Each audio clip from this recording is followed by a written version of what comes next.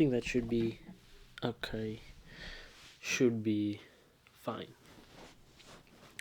Okay, let's get into the diary.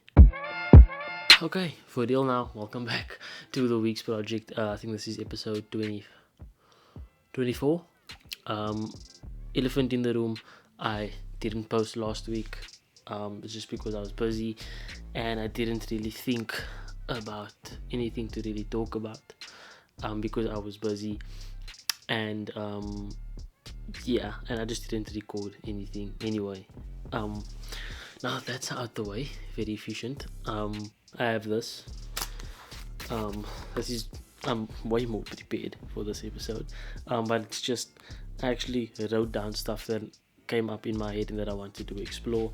And the big one, this is just my week planner thingy, just so I know what I did throughout the week. Because Monday seems like a month ago. Before we get into that, I am thinking a little bit about changing up the structure of these videos. I think this actually needs to go up a little bit more. Let me turn that around, and now should be a bit better. Okay, yeah, hopefully that's better. I was thinking of not necessarily changing around the structure, more just adding something to the videos, because at the moment the week's project is a video diary. I'm not really showing much. It's just me talking. So it's a journal, but a video journal, video diary right now, which is, it sufficed for me initially, but now I'm really thinking that I should add a visual aspect to it, just so that when I do look back on these videos, I don't have to sift through all the bullshit that I talk, and I have like a quick 1-2 minute, very quick snippets of my week throughout the week that I can watch and then maybe go into the video diary. So I was thinking of maybe recording like 5 to 20 seconds of each day, just so that I know kind of how the week looked that week. So I'm thinking of maybe doing that, and it's something easy I can get on my phone, just very small dumb stuff that happens throughout the week that will be fun to look back on 10 years from now. So that's just something I've been thinking about adding to the current structure of this whole thing.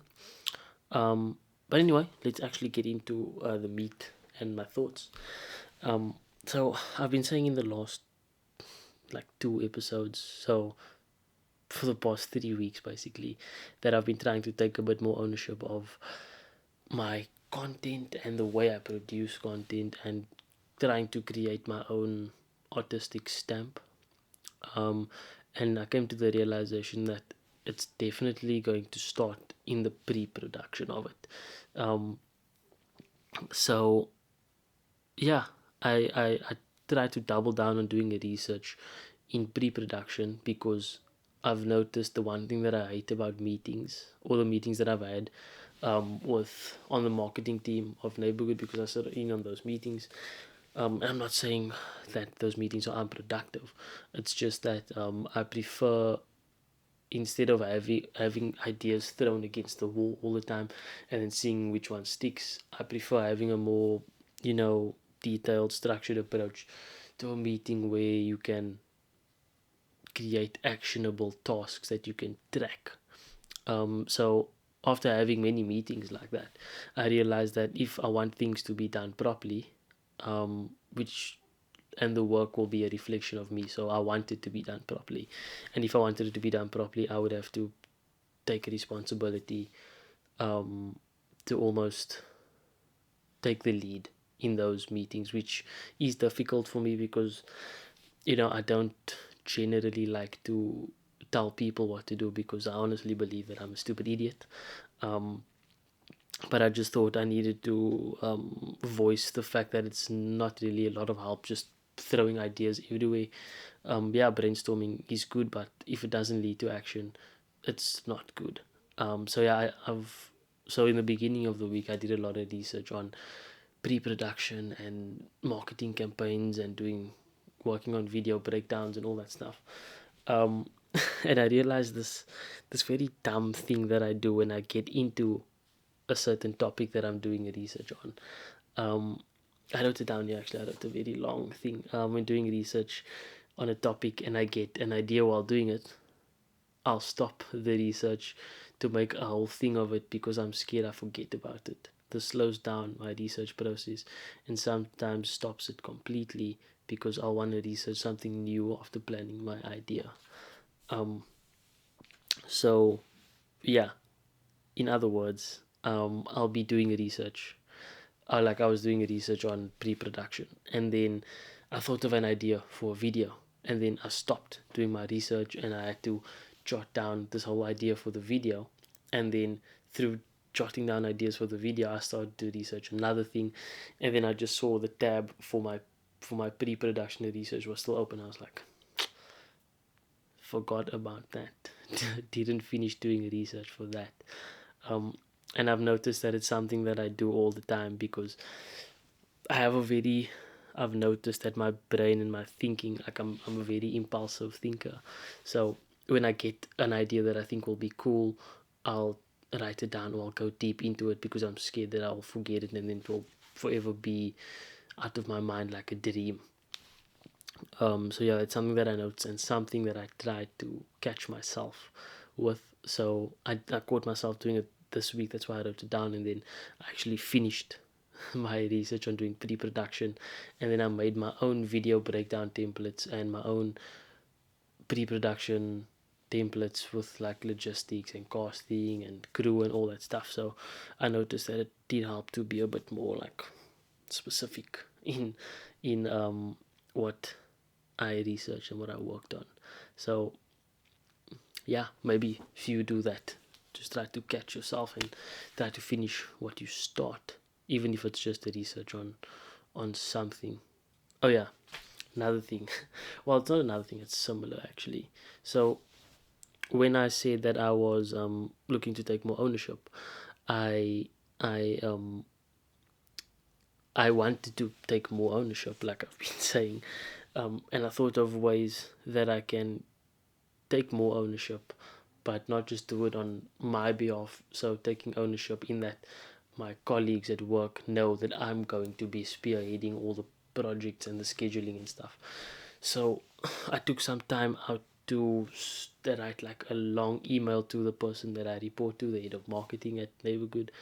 And I told her, look, I know you guys are busy, and because of that, and because of the way I think the consistency of the content should be and the quality of the content and all those fun words to say, I said that basically if you want these things to be done efficiently, scheduled properly, written properly with very good quality, let me run it. So I told her I'll give video breakdowns. I sent her the templates that I made. I told her that I'll do scheduling, I'll do casting. We can have uh, like regular writers meetings. I pitched this whole thing to her, and then she said like she was very grateful for it, and I actually got a very positive response from that. Um, and I knew that as soon as I got a good response from her, I was going to be so much busier, so much busier than usual, because now like it's all on my back. I have to do video breakdowns of each content, of each piece of long and short form content. I gave a vague schedule, like 3 photo posts, a video, a long video, a reel, um, all that stuff, and it's all I just piled stuff on my back.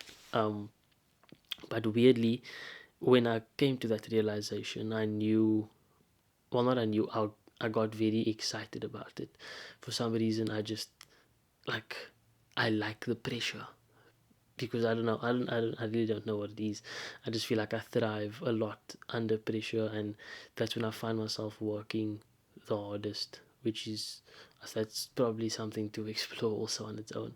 But it was also an indication that I wouldn't give that pitch if I didn't want to do all the work that it would require. So it was another good indication to me that I do actually enjoy what I do. It's not a phase that I'm going through. This is something that I really love, and it's something that I have a passion for, and it's something that I'm willing to work very hard at, it was a nice realization, and tick in my brain that okay, still on the right path. Because you question everything all the time. Well, it's maybe that's just me, but yeah. I think it will, like, the increased workload will be good for me, because I feel like I've been doing not the bare minimum, but I always had this thought in the back of my mind that I'm not really operating at a level that I should be operating at. And now I feel like come Monday that I'm going to be operating at a very high level. Um, yeah, and I'm very excited about it. Was there anything else I wanted to talk about, bring up at this meeting with you guys? I posted a wedding video that I worked on. Okay, let's just play a bit of that.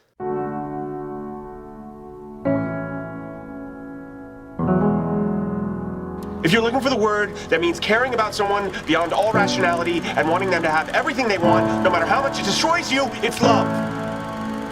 And when you love someone, you don't stop, ever.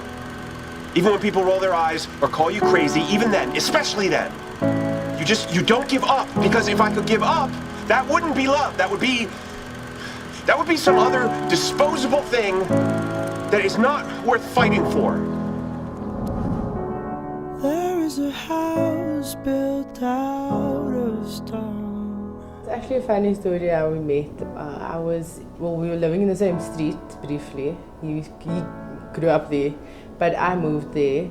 We actually met in Wynberg. That's where I lived for like 18 years. And then I saw her one day by the shop. And then, I don't know, she told me she's moving out of Wynberg, out of the area. She lived there for a whole year already. I didn't even know that.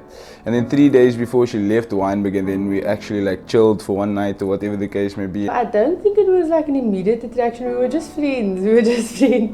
For a while. For maybe like 2 or 3 years, we were like friends. I think we bumped heads quite a few times, to be honest with you. And then there was some time where we weren't actually in contact. We didn't see each other, and like we didn't even think of one another. And then a year later,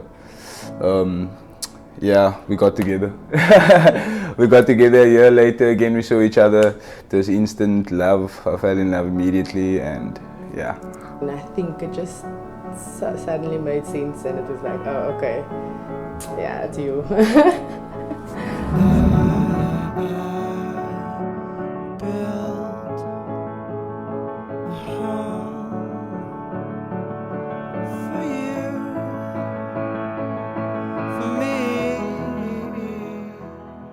I think what makes us work so well together. I don't know if I spoke about, but yeah, I shot the wedding the end of May or April.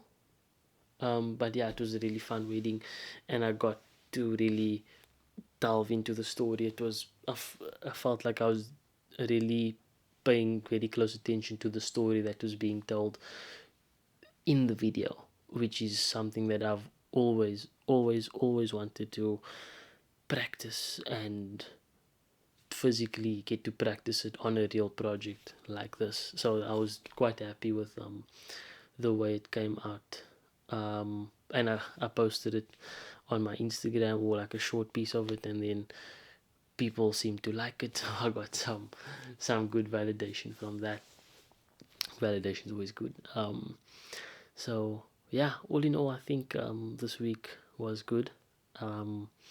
As always, super grateful for my situation. Like, there's not a day that goes by where I'm not just sitting or standing and thinking, holy shit, this is where I am right now. And I compared to where I was last year, and I was like, what? Like, how did I get so lucky? And I always just also think, like, how do I hold on to this for dear life? So yeah, always always just be grateful, and because things can really be so much worse.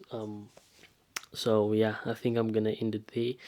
I spoke a lot in this episode, but yeah, I just think I had a fun week. So yeah, if you guys enjoyed the video, give it a like, give it a comment, give it a subscribe, do all the fun things, and I'll see you guys in the next one. Also, enjoy your week next week, enjoy your Sunday, enjoy your weekend, and crush your Monday, because I know that on Monday I will be crushing mine.